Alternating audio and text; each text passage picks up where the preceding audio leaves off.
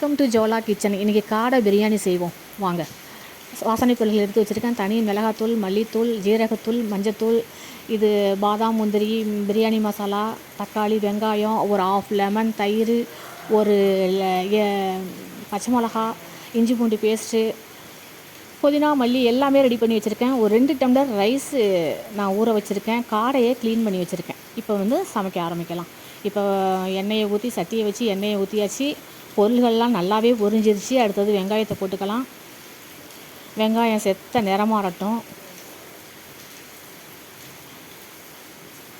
நிறம் மாறினோட தக்காளியை போட்டுக்கலாம். வெளியில் மழை வெளுத்து வாங்கிட்டுருக்கு.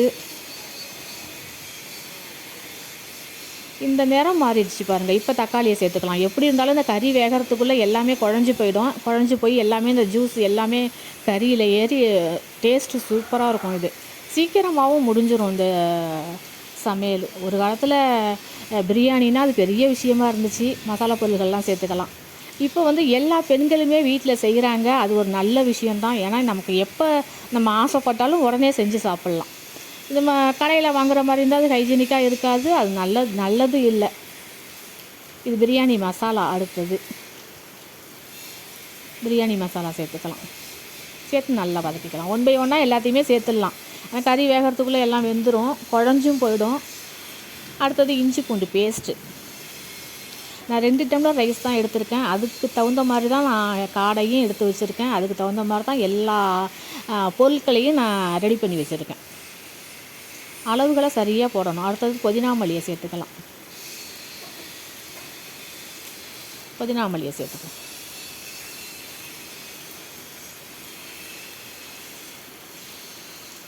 புதினா மல்லி செத்த நிறம் மாறிடுச்சு. அந்தாண்ட ஓலை கிடக்கு பாருங்கள். அடுத்தது தயிர்.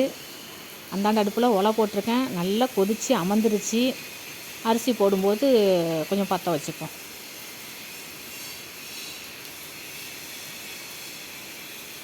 நல்லா வதக்கிக்கலாம்.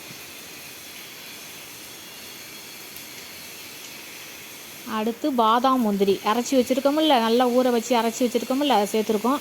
அது ஒரு நுணுக்கமான டேஸ்ட்டு கொடுக்கும். காரம் அதிகமாக இருந்தால் அதை பேலன்ஸ் பண்ணி தரும்.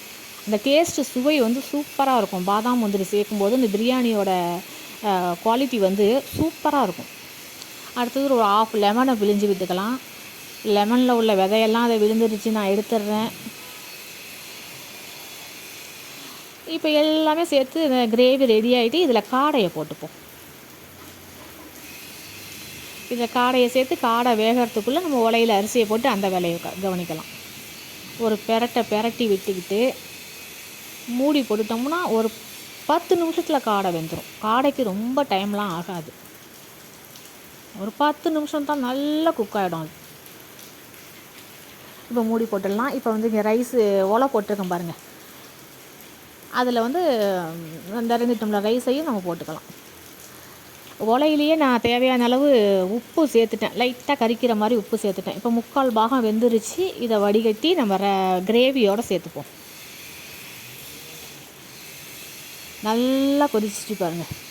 வாசிக்குது, கிச்சன் முழுசும் வாசிக்குது இது. இப்போ இதை வடிகட்டி இந்த ரைஸை நம்ம கிரேவியோடு சேர்த்துக்கலாம். அருமையாக இருக்கும். இது சீக்கிரம் ரெடி ஆகிடும். அதனால் டேஸ்ட்டும் கூடுதலாக இருக்கும். இது 24 கேரட் பிரியாணி அரிசி தான் சேர்த்துருக்கேன். நம்ம 2 டம்ளர் தானே செய்கிறோம். சீக்கிரமாக ரெடி ஆகிடும் அந்த பிரியாணி. என் பிள்ளைகளுக்கு என்ன ஆசைப்பட்றாங்களோ அதை நான் உடனே செஞ்சு கொடுத்துருவேன். இப்போ பிரியாணி எல்லாம் ரெடி ஆகிட்டு அந்த கிரேவி ரைஸ் உறிஞ்சிருச்சு பாருங்கள். இப்போ தேவையான அளவு நெய் சேர்த்துப்போம். அதன் பிறகு கொஞ்சோண்டு மேலே மல்லித்தழை சேர்த்துக்கலாம். மல்லித்தழை சேர்த்துக்கிட்டு நான் ஒரு தோசைக்கல் போட்டு அதில் தம்மில் போட்டுடுறேன். ஒரு தோசைக்கல் பக்கத்தில் போட்டிருக்கேன் பாருங்கள்.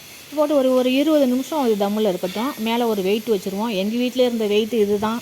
அதனால் நான் அதை கவுத்து வச்சுட்டேன். ஆனால் இது இந்த ஆவியெல்லாம் வெளியில் போக மாட்டேங்குது. இப்போ திறந்து பார்ப்போம். தம்மை உடச்ச கையோடையே என் பையன் சாப்பிட்டான். இப்போ எவ்வளோ உதிரியாக இருக்குது பாருங்கள். இதை நம்ம டிஸ்ப்ளே பண்ணிப்போம். இந்த வீடியோ உங்களுக்கு ரொம்ப பிடிச்சிருக்குன்னு நினைக்கிறேன்.